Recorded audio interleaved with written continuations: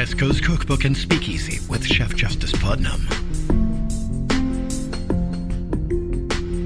Netrootsradio.com.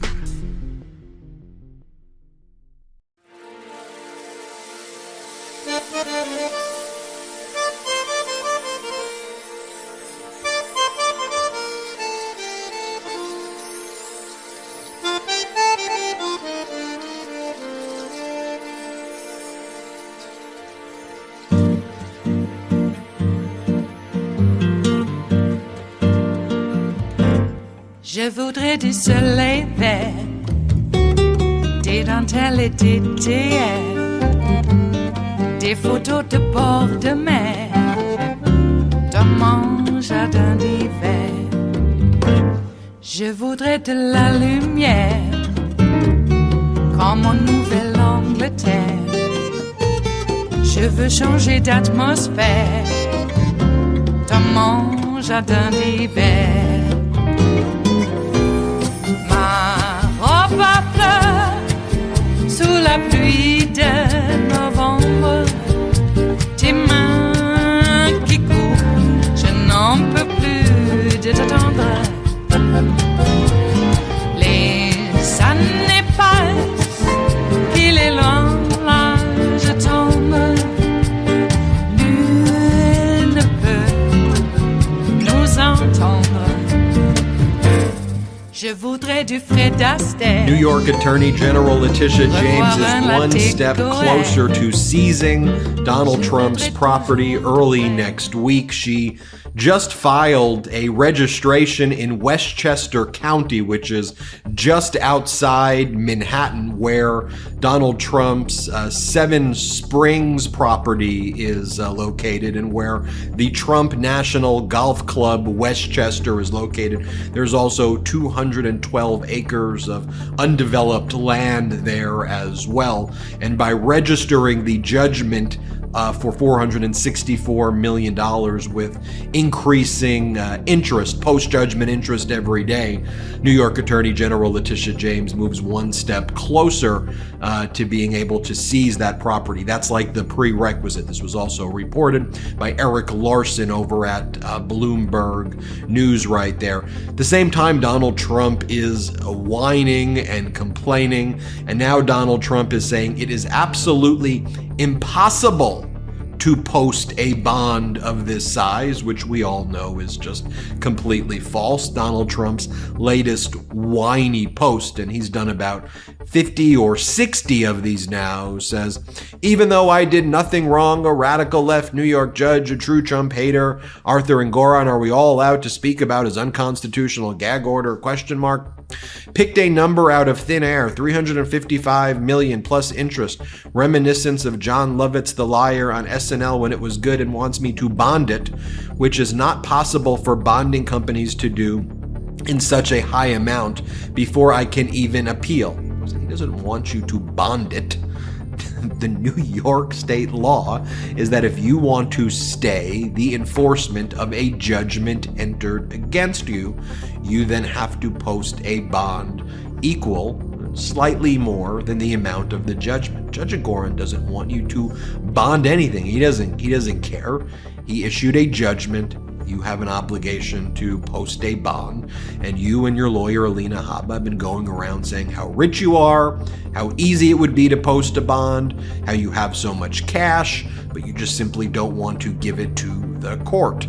It goes on to say, this is what Trump's posting, this is crazy, and crazy's in caps. If I sold assets and then won the appeal, the assets would be forever gone. Also, putting up money before an appeal is, and he puts this in caps, very expensive. When I win the appeal, all that money is gone, and I would have done nothing wrong. The crooked judge, who has already been overturned 4 times on this case, a record, fully understands. It's just, I should just say, nothing that Donald Trump says here is true at all.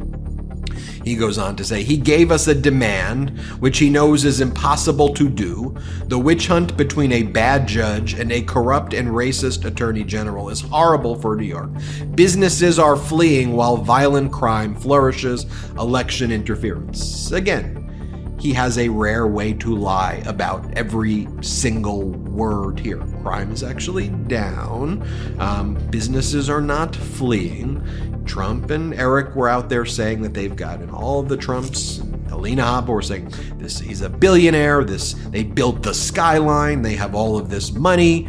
And now you don't even have the ability to even secure a surety bond because you can't even supply the premium amount. You are whining about that. You don't have the business know-how to even bring together a syndicate of sureties to join together. And you just simply say you don't have the means. And for someone who says you're so rich, this should actually be something that may not be super easy to do, but businesses have put this together before.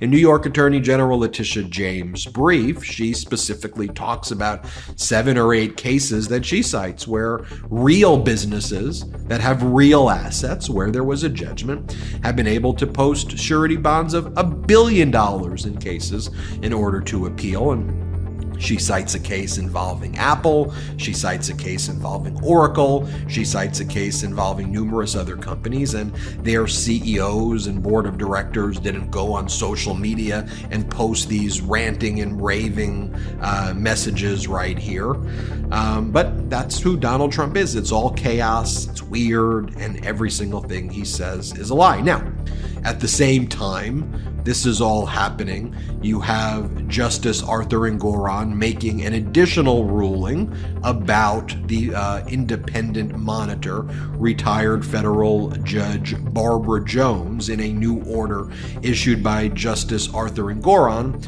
Retired federal judge Barbara Jones now has additional powers in her oversight of the Trump organization.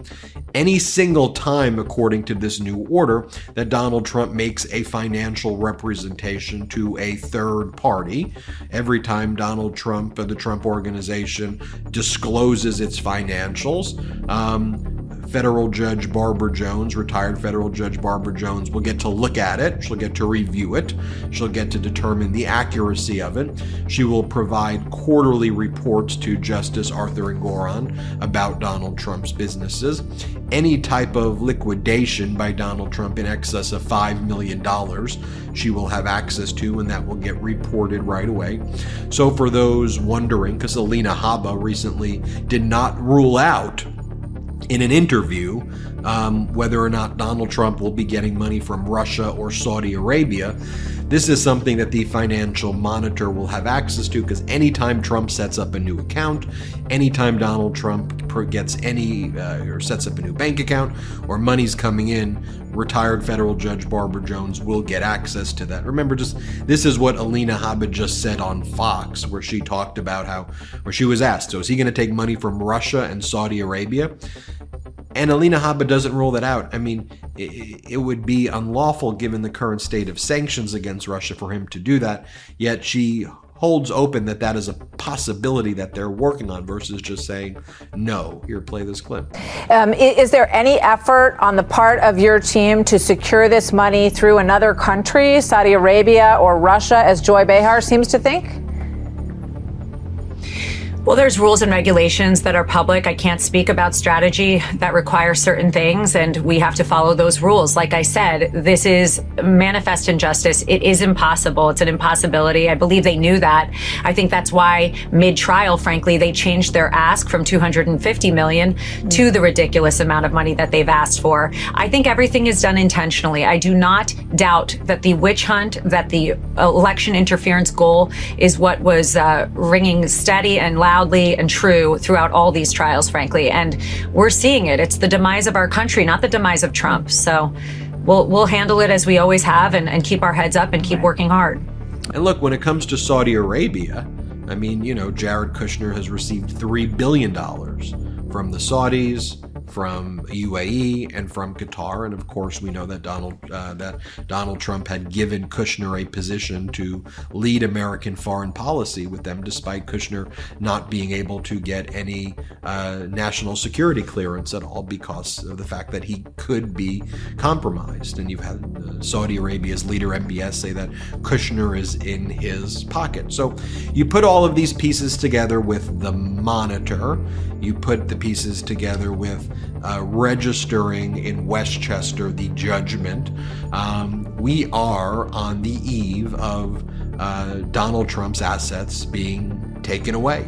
That's why Donald Trump continues to rant and rave. And, here fundamentally, I think it's just also, exposed in a big way that he does not have the cash. He does not have the business wherewithal. He does not. If you want to ever think about this case itself in New York AG, where Donald Trump was whining and said, this Democratic judge, this, what he called New York Attorney General Letitia James a racist because it's all protected, because it's all projection. This racist district attorney, this Democratic operative, they've undervalued my great business. I have such a vast business. My balance sheets have so much cash. You don't. Because you are now saying it's impossible to post a surety bond. If you have the cash, it's easy. It's easy to post one, or at least it should be easy to secure a bond.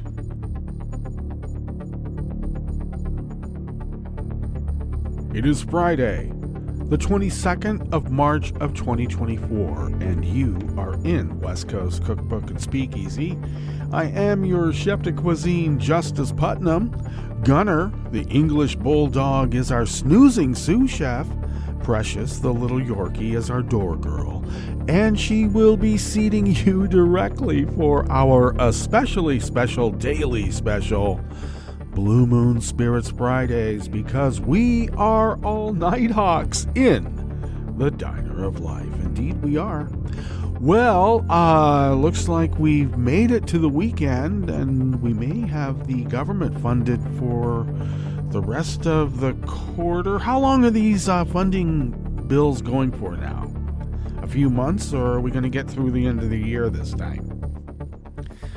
Well, I would suppose and suspect that if not funding the government meant that it would be thrown into chaos, that could be blamed on Joe Biden by the Trump campaign, I would think that that's what they would be doing, because that's what they do. Okay, find me 11,800 and some odd votes, then we're good. One more than I need. Perfect calls to foreign governments to dig dirt up on Joe. Manufacture dirt on Joe, or you're not getting the money for the package that had already been voted on and funding already appropriated. But when you're a president with total immunity, you can do that. You can do it. Think about the fact that this guy is arguing to the Supreme Court that any crimes I commit while President of the United States is just A-okay. Yeah, I was just doing my job. It's not personal, it's business. And the Supreme Court, like the concierge that they are, will say, you're right. Why hadn't we thought about that? Well, they didn't float the unitary executive on our asses, over and over and over just to, to be willy-nilly. Is that a term? Is that the correct term? Yeah, soften us up. They tried to do that to soften us up over the decades. Unitary executive. Oh yeah, the president has he's the unitary executive. You mean like a king? No. That's the unitary executive. Now they're just coming right out and saying the president is a king. Let's get up. Let's put the charade away. If this was going to be a true democracy, we wouldn't have had one man as a leader. And it has to be a man, by the way. Must be. And that is why they are fighting so hard. I mean in the streets. Going to polling places with guns and threatening people. Shooting up Walmarts because, we're being invaded. Okay. They have one thing in mind, and it ain't diversity, equality, and inclusion. My God. Can you believe that? They're fighting against democracy out in the open. Oh, yeah, we like kings. We're weak unless we go out and be bullies. Really? Is that really what we're supposed to be doing? Okay. I know Teddy Roosevelt would kick your ass. Intellectually speaking. Oh, I want to make mention that I blocked Elon Musk, who I always refer to as the apartheid blood emerald heir. Now, apartheid Clyde is a lot shorter, but somebody else took it, so I like the apartheid blood emerald heir. And sometimes I just, use the apartheid blood emerald part and, slot it in where needed and necessary. Regardless, I blocked him. And I got to tell you, my timeline has been cleaned up considerably. I was inundated with all sorts of Pepe BS. Elon Musk showing up on my timeline over and over and over. I got to tell you, at the expense of people that I really like to have engagement with. Where'd they go? Elon took over. Or is it Elon? Apartheid blood emerald guy. That guy. Or as I like to also refer to him as, he's such a bore. Yeah, he is. Africaner. Anyway, he has been out there, and I got to tell you, the main reason this time, what was the last straw, was this constant posting of replacement theory BS and videos of, brown people and black people being cannibals, apparently. Where do you get that? So apparently, I haven't seen the video that he's posting this time. I just hear about it from third parties. And fortunately, what they do is they take screenshots, because I don't think his thing would show up in my timeline now anyway. So I can follow a little bit, which is how I prefer it. I'll see his stuff in a screenshot. No need mucking up my timeline with that crap. But it's promoting the Great Replacement Theory, and he's unabashed. He is in the tank for Donnie. He's already, said as much. He excuses his behavior because there's nothing wrong with ketamine. It's helpful. I should think that everybody would take it. Well, I got to tell you, when you're on drugs and you're liking it, you think, oh, this is cool. Everybody should. Well, not everybody should. And the proof in the pudding is how certain types of people are able to maintain and others are not. And I don't think this guy's maintaining. Jeez. Helpful. My ass. Anyway, there's a video going out about this onslaught of people at the border who are rampaging past National Guardsmen or actual army, and making a run for it to the gate, and wanting to get let in.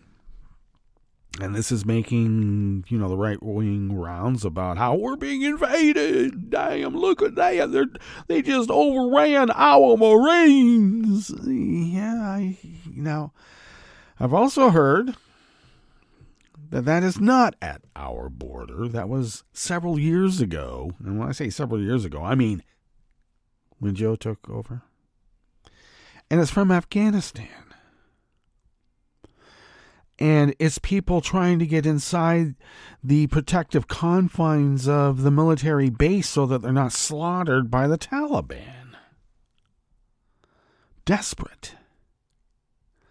Now, that has been used, apparently, to malign people who are seeking asylum in this country because of the terrible conditions wrought by, I don't know, School of the Americas type of teaching? Is that possible? Now, we warned everybody way back in the day. I remember it. Earth Day, even. Earth Day in 1971. We keep this up and we destroy this planet, we're going to have mass migrations of populations and people are not going to like it. Is that really the world you want? Well, here we are.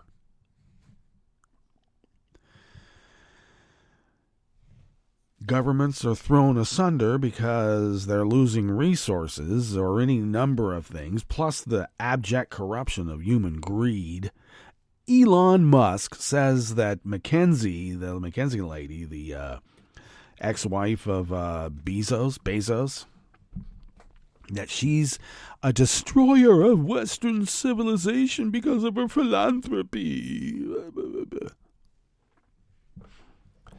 Well, good for her. She doubled her charitable contributions after that statement. Keep it up. She's trying to pay down that money, and it's hard.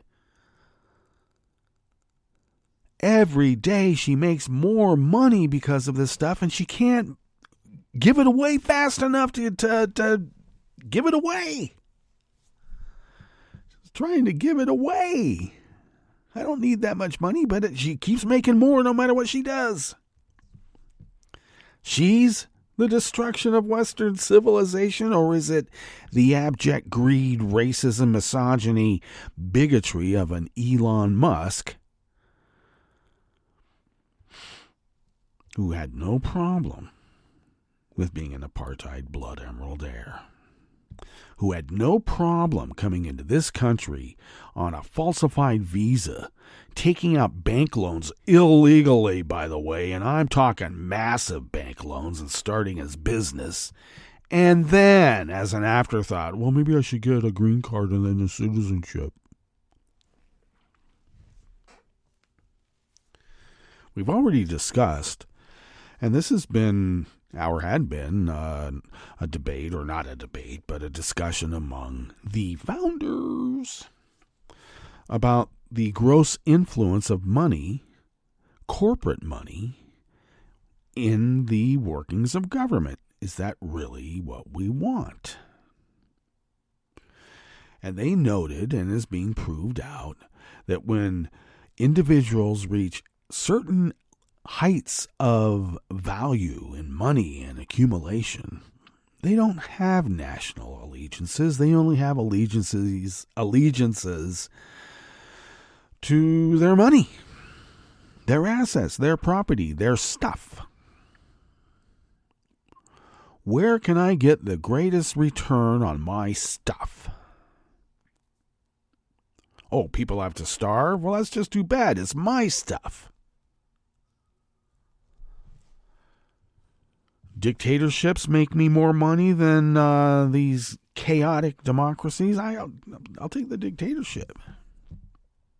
They don't have national allegiances. They have allegiances to themselves and nothing else.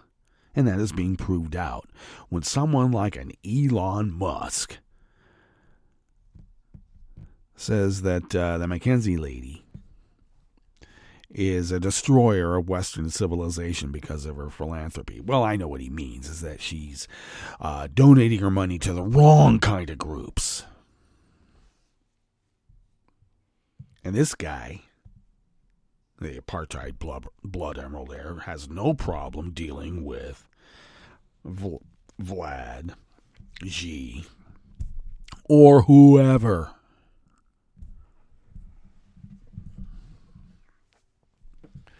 So he's playing the role of chaos agent, and apparently because it's all part of a political campaign, they can't do anything about it. They can't yank the government contracts from this guy. I mean, we don't have to get rid of his company. But, I sort of like my idea. Roll SpaceX up into NASA where it belongs. It was already a quasi-private concern to begin with. In fact, the joke back in the day is that, the spam in the can astronauts, their lives were in the hands of the lowest bidder. That's how you could tell they had the right stuff. So roll SpaceX back up into NASA where it belongs. I don't know. What do we do with the boring tunnel company? I don't know. I think they need to add an E into that boring tunnel company, and that explains what kind of propaganda we've been getting. But that's not really what I'm talking about. But we might. With Tesla, I would say kick him out, give it back to the guys who actually developed the technology and the engineering, because he stole it from them in a hostile takeover. And then this guy goes out and purports to be some great, Tony Stark. He even had a cameo in Iron Man. He bought his way in for that, too. I want to be a cool kid.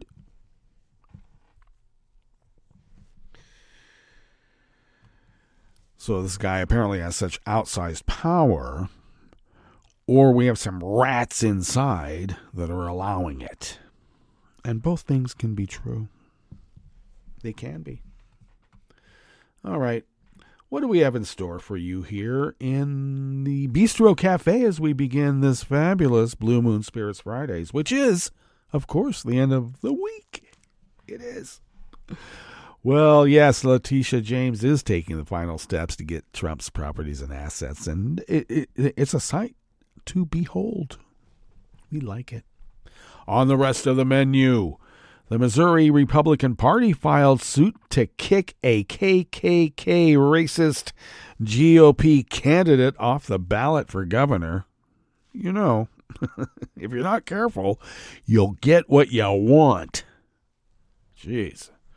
Well, here's some good news. A liberal Wisconsin Supreme Court justice said that she won't recuse herself from a case dealing with the legality of mobile voting sites. You notice that the Republicans never recuse themselves from anything, even when their wives are part of insurrections to overthrow the United States of America. I'm just saying. And plans to expand Medicaid coverage to over 500,000 more people in Georgia and Kansas were defeated by Republican-led legislative committees. Yeah, well, you know what the other thing that has been said for quite some time? Cruelty is their point. After the break, we move to the chef's table where the Spanish daily El Mundo said that its correspondent in Russia left the country after authorities refused to renew his journalist visa.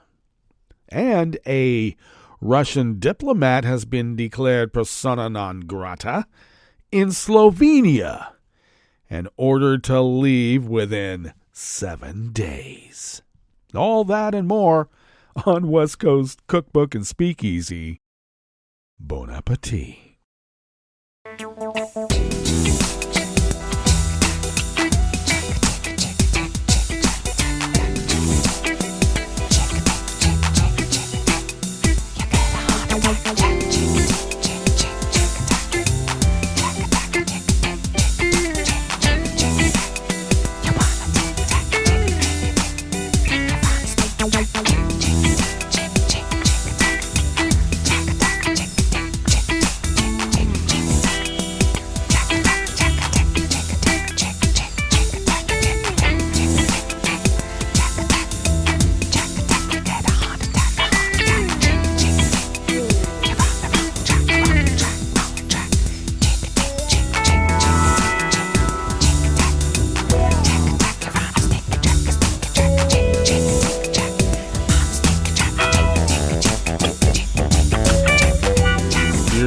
bottom of our homepage at netrootsradio.com. To the right of the page is the chat room link, and the chat room is monitored by Kelly Lincoln. Thank you, Kelly.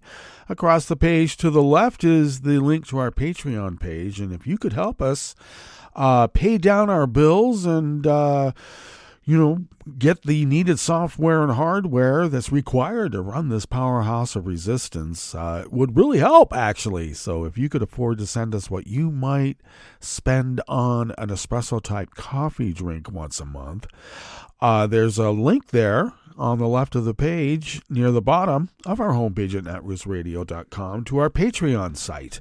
And if you could become a recurring Patreon of Netroots Radio, it really does help us continue being this powerhouse of resistance.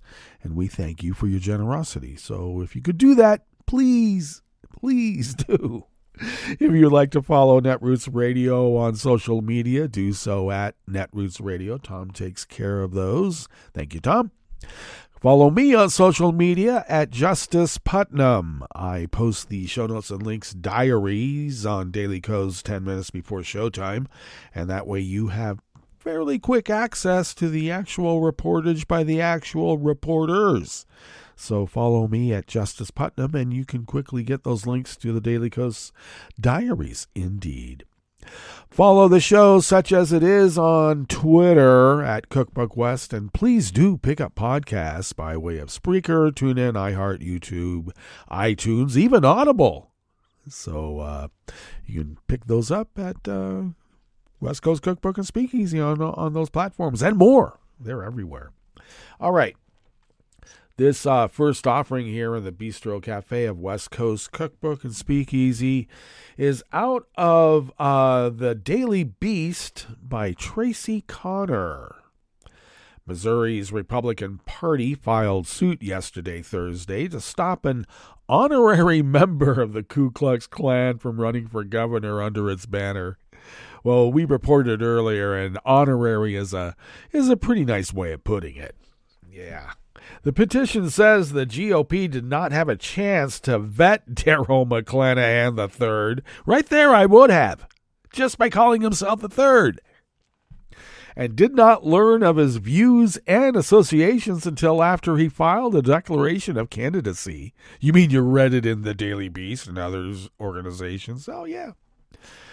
The MSRC does not want to be associated with Mr. McClanahan. His racism and anti-Semitism are antithetical to beliefs of the MRC, the party wrote in its request for an injunction. Last month, after McClanahan launched his primary campaign, a photo of him in front of a burning cross with a Klan member resurfaced, prompting the party to disavow him. Oh, no, now it's out. Darn it.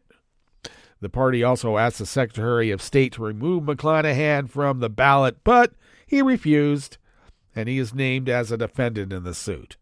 Although McClanahan has said he was never a member of the KKK, the suit notes that he has acknowledged he was given an honorary one-year membership. I don't know. Once you join, you never get out. In response to the Missouri GOP's repudiation, McClanahan said earlier this month that the party knew exactly who I am and claimed the chairman knew I was a Christian identist and told him that I should just not say anything bad about the Jews. Well, he couldn't help himself, could he? What a bunch of anti-white hypocrites, he added. Well, yesterday, Thursday, he uploaded documents of the GOP case to a video on YouTube titled, "Missouri GOP filed a lawsuit against me. What a bunch of anti-white hypocrites!" And he made no further comment. As NBC News reported, the photo of McClanahan with the burning cross first came to light 2 years ago when he ran for the Republican nomination for a Senate seat and lost, and then ran as an independent for a House seat and lost again. He sued the Anti-Defamation League, which had exposed his history for $5 million, but it was dismissed.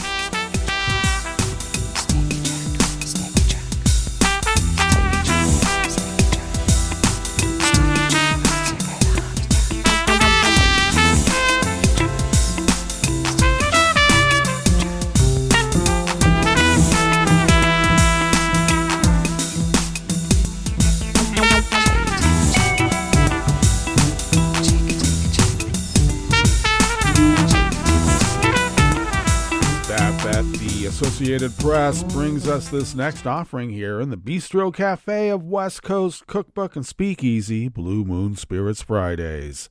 A liberal Wisconsin Supreme Court justice said yesterday, Thursday, that she will not recuse from a case dealing with the legality of mobile voting sites in the state. The Wisconsin Institute for Law and Liberty, a conservative law firm, filed a lawsuit in December of 2022 on behalf of Racine County Republican Party Chairman Ken Brown, alleging Racine city officials illegally used a voting van to collect absentee ballots around the city that year. A Racine judge ruled this past January that state law does not allow mobile voting sites. Racine City Clerk Tara Menemin, along with the Democratic National Committee, asked the state Supreme Court in February to review the case without letting any lower appellate courts rule on it first. Justice Janet Protestovich's election win in the 2023 election gave liberals a 4-3 majority on the court, improving McMenamin and the Democrats' chances of winning a reversal. The court has yet to decide whether to take the case. Brown filed a motion with the court asking that Protestovic to recuse herself for the matter on March 1st. Without her involvement, the court would likely deadlock 3-3 along ideological lines on whether to take the case, forcing an appeal through the lower courts. But Protestovic issued an order yesterday afternoon denying Brown's motion, saying that she can act impartially.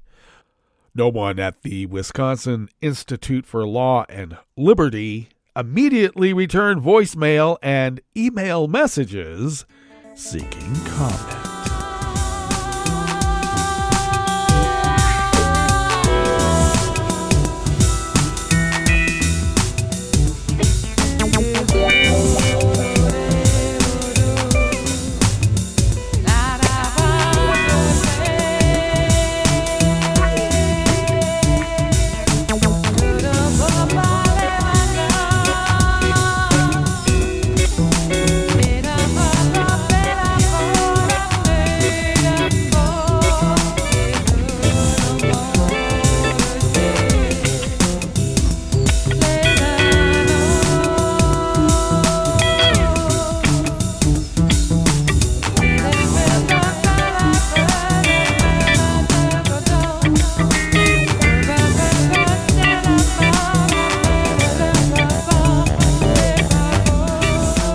Jeff Amy and John Hanna of the Associated Press brings us this final offering here in the Bistro Cafe part of West Coast Cookbook and Speakeasy. Plans to expand Medicaid coverage to over 500,000 more people in Georgia and Kansas were defeated by Republican-led committees in the state's legislatures yesterday, Thursday. There are currently only 10 states that do not cover people with incomes up to 138% of the federal poverty line. After North Carolina began offering Medicaid to uninsured adults last December. In Georgia, Democratic Senator David Lucas of Macon argued that lawmakers from both parties should grab federal bonus money that would pay for the first 2 years of extending coverage. We cannot kick the can down the road anymore. $1.2 billion is in D.C. waiting for Georgia to expand. But how long will it be there? Lucas asked the committee. More than 430,000 uninsured Georgia adults and 150,000 Kansans could gain coverage if Medicaid is broadened. Kansas Democratic Governor Laura Kelly had expected federal funds and bonus dollars to cover the $715 million cost of expanding Medicaid, wipe out the state's costs, and even cover an additional $62 million in other social services spending. But Republicans skeptical of the governor's projections and medical providers' ability to take on thousands of new Medicaid patients, would not move the bill out of the Health Committee to the full House. The only yes votes in the 17-member committee came from its 5 Democrats. Democrats in Georgia claimed Republican leaders in the state's GOP-controlled legislature had gone back on their promise to advance the Medicaid expansion bill in the Senate. The bill called for the state to buy private health insurance for uncovered lower-income adults. Private insurance could result in higher payments to medical providers than under Georgia's existing Medicaid plan. The Georgia Senate's Regulated Industries and Utilities Committee rejected the plan on a 7-7 vote. 2 Republicans and 5 Democrats voted to advance it. Well, let us now go to our break. And when we get back from that break, we will go through weather from around the world, and we will finish up with the stories that we've curated for you today. You are listening to West Coast Cookbook and Speakeasy, and we will be right back. You are listening to netrootsradio.com. Please hang up and try again.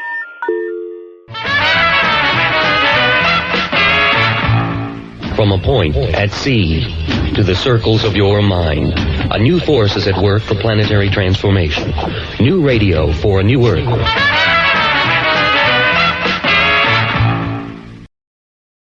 This is Take Two Movie Review. I'm Kim Lowe. This week, Imagination Wanted. Despite its title, the new Blumhouse release, Imaginary, could use some imagination. It's a shame because it could have been a genuinely scary movie and includes a plethora of themes that could have made for an interesting film, including childhood trauma, mental illness, loss, and the difficulties that arise from being a step-parent. However, despite its potential, Imaginary never quite gets off the ground. Set in modern-day Mississippi, it tells the tale of Jessica, DeWanda Wise, a successful children's author and illustrator who moves into her childhood home with her new husband and 2 stepdaughters.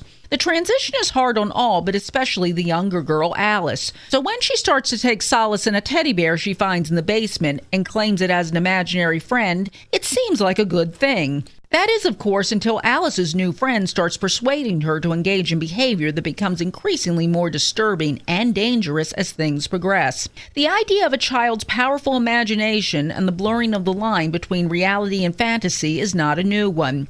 Even Alice's name is reminiscent of a certain classic children's story. While director Jeff Wadlow could have taken this further and even perhaps have shown a darker take on the Alice story, instead he relies on common horror movie tropes and the whole thing starts to feel like a paint-by-numbers, middling horror story. It's too bad because both Wise and Piper Braun, the child who plays Alice, are quite good and do the best they can with the material. However, that's not nearly enough to make up for the flaws in Imaginary. Despite a few scares, no dying of fright here, you're more likely to doze off from boredom. This has been Take Two Movie Review. I'm Kim Lowe. Catch up with us at TakeTwoMovieReview.com and feed us back on our channel on YouTube.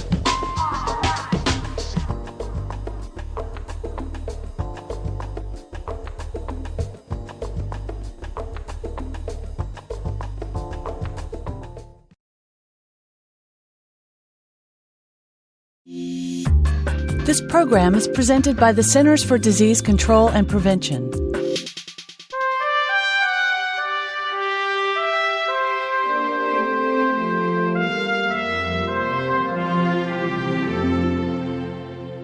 Welcome to A Cup of Health with CDC, a weekly feature of the MMWR, the Morbidity and Mortality Weekly Report.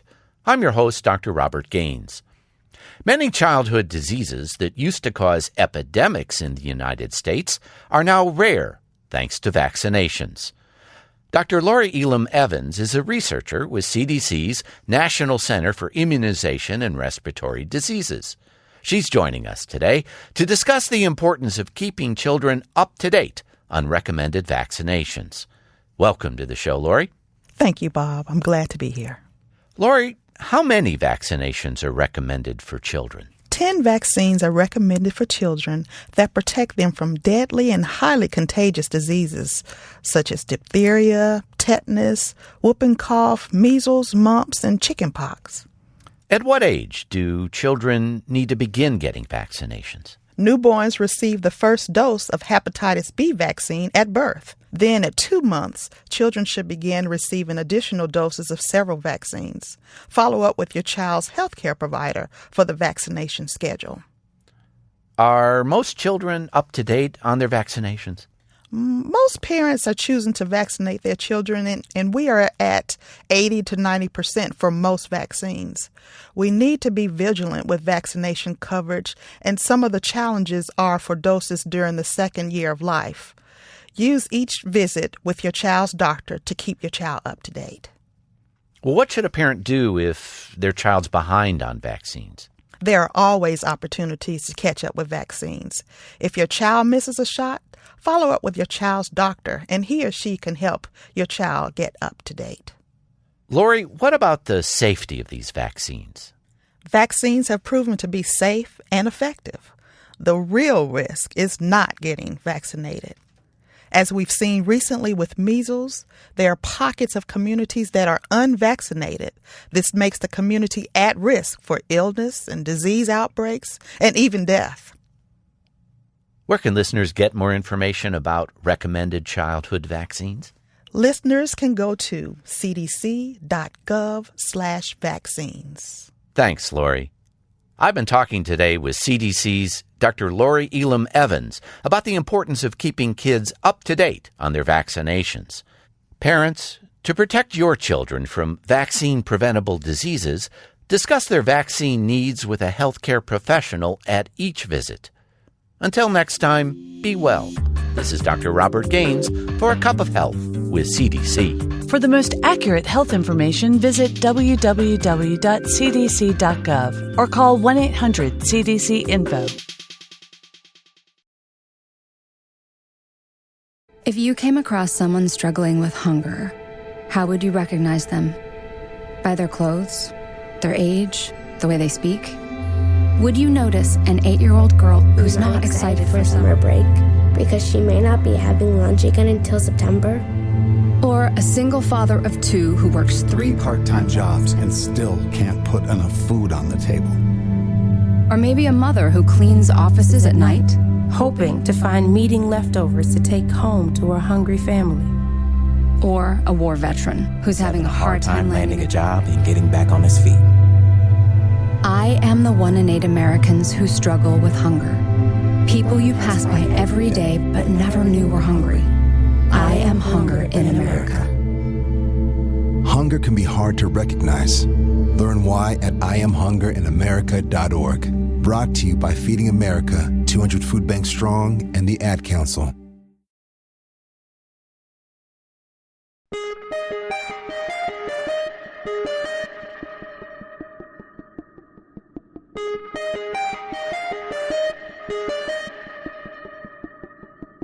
Hi, I'm Tom Hartman, and since you're listening to netrootsradio.com, show your progressive side and go to the donate button on the bottom of the homepage. It's progressives like you who power Netroots Radio and keep the progressive message beaming everywhere 24 hours a day. Just go to our donate button at the bottom of netrootsradio.com. Thank you for keeping progressive radio at full power.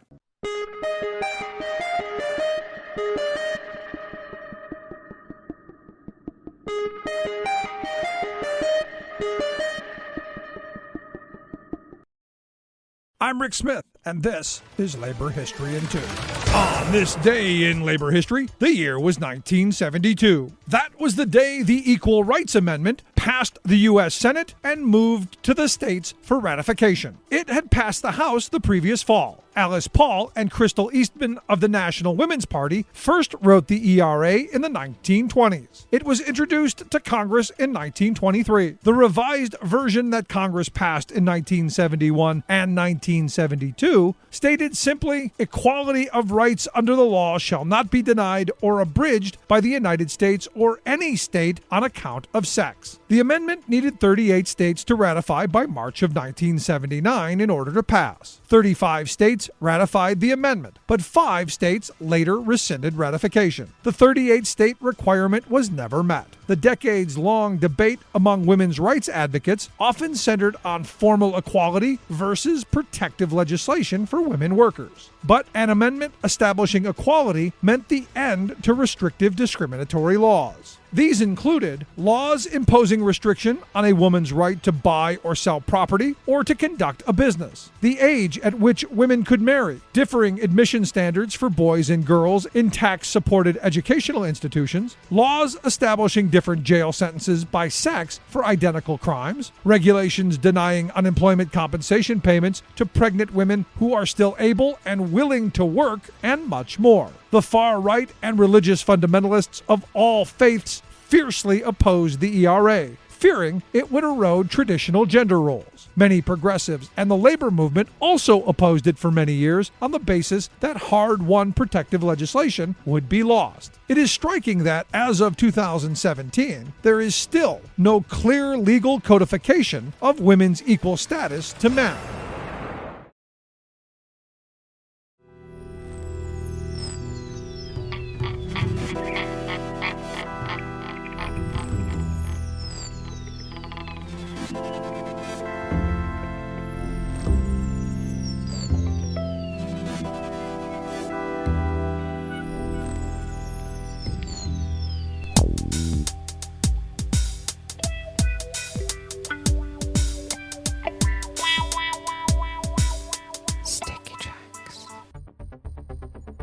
Thank you for accompanying us here to the Chef's Table at West Coast Cookbook and Speakeasy Blue Moon Spirits Fridays, because we are all Nighthawks in the Diner of Life.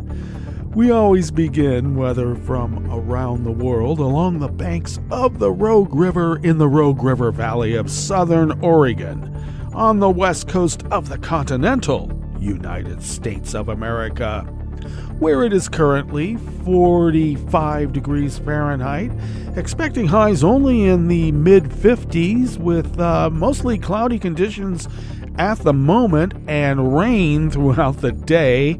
Winds out of the south-southwest at 5 to 10 miles per hour, and we're expecting at least a quarter inch of rain through the day, then partly cloudy skies overnight with increasing clouds and periods of showers, and should be bringing another quarter inch of rain overnight with winds light and variable, lows in the low to mid 40s, and then showers early tomorrow, Saturday, then thunder showers developing later in the day. Looking at another quarter inch of rain. Winds will pick back up to 5 to 10 miles per hour out of the south-southwest.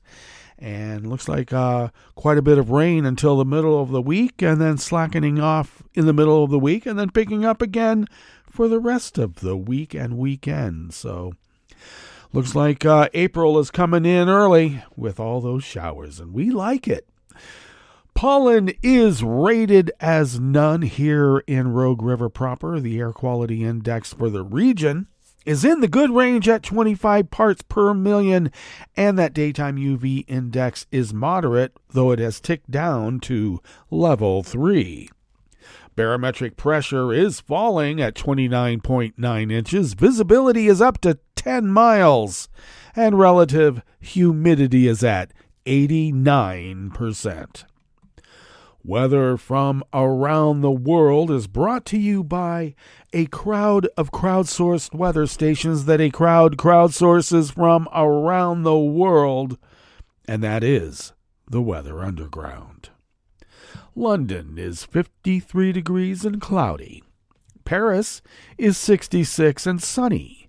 Rome is 68 and sunny. Kabul is 50 degrees and clear. Hong Kong is 70 degrees and cloudy. Tokyo is 44 and fair. Melbourne, Victoria, Australia is 61 degrees and partly cloudy. San Francisco, California is 55 degrees and mostly cloudy with a flood watch. Chicago, Illinois is 33 degrees and cloudy with snow, lots and lots of snow. And New York, New York is 36 degrees Fahrenheit, sunny, with a small craft advisory. And that is weather from around the world, brought to you by a crowd of crowdsourced weather stations that a crowd crowdsources from around the world.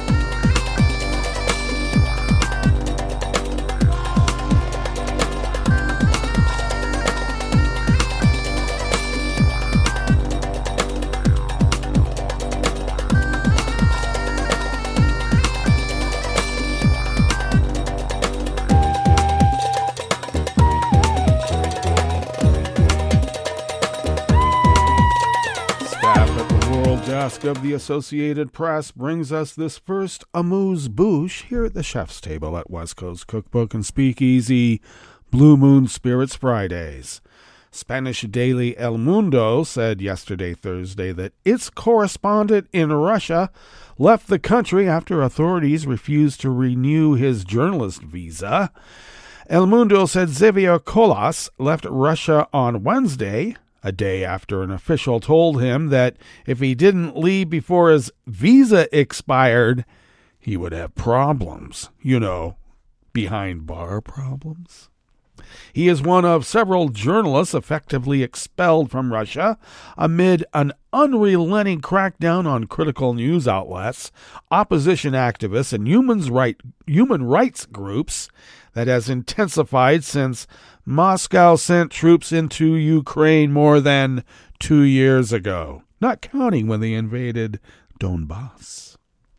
According to El Mundo, Colas had been visited by police officers who warned him to stop covering demonstrations by women whose loved ones serve in the Russian military, one of the few visible signs of public discontent with the war. Colas had been reporting from Russia for 12 years. He also reported from Ukraine and recently published his first book, Putinstan, about Vladimir Putin's government. I've simply done my job. I've told what happens. I've spoken to the people who suffer because of it, and I have explained who is responsible for what is happening, the journalist said, adding that he had 24 hours to leave Russia.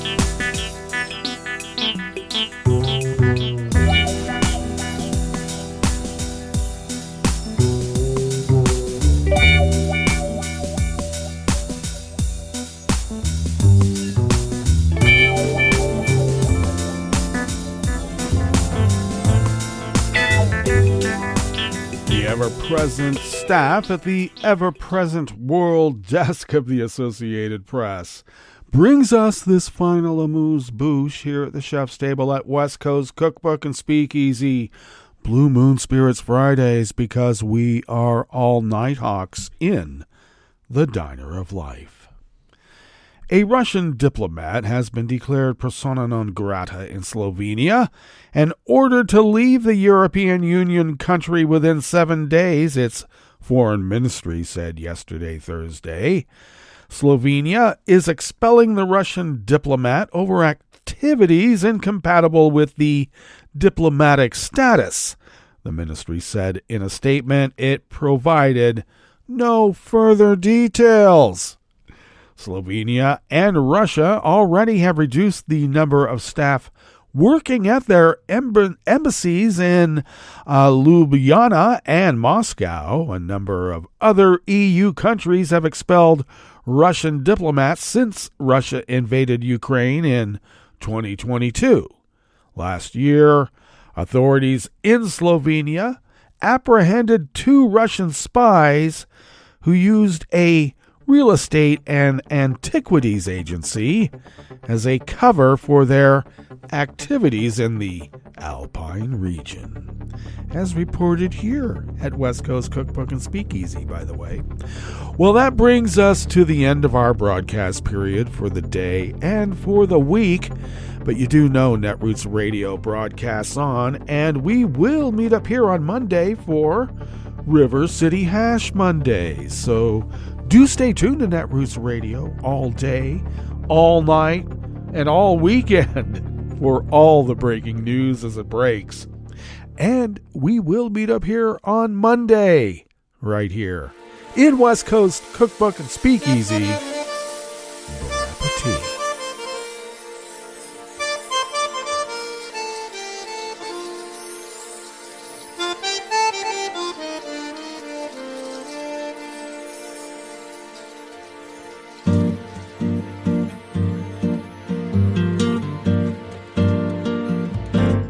Je voudrais du soleil vert, des dentelles et des théières, des photos de bord de mer, dans mon jardin d'hiver.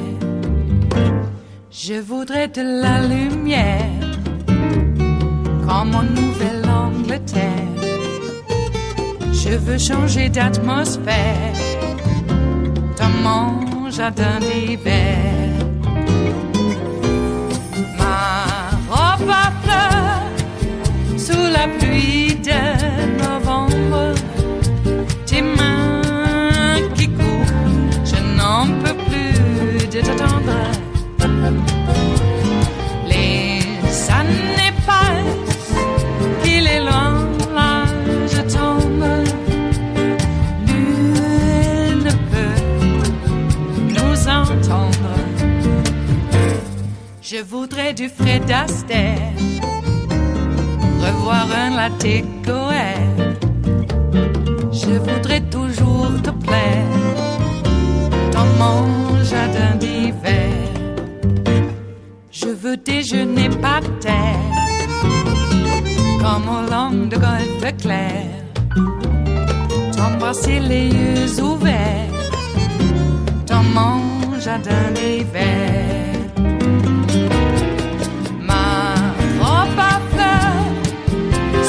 Pluie de novembre, tes mains qui courent, je n'en peux plus de t'attendre. Les années passent, il est loin, là je tombe. Nul ne peut nous entendre. Ba-da-da-dum-di-da-dum. Ba-da-da-dum-di-da-dum. Ba-da-da-dum-di-da-dum. Dans mon jardin d'hiver. Ba-da-da-dum-di-da-dum. Ba-da-da-dum-di-da-dum. Ba-da-da-dum-di-da-dum. Dans mon jardin d'hiver. Dans mon jardin d'hiver. Dans mon jardin d'hiver.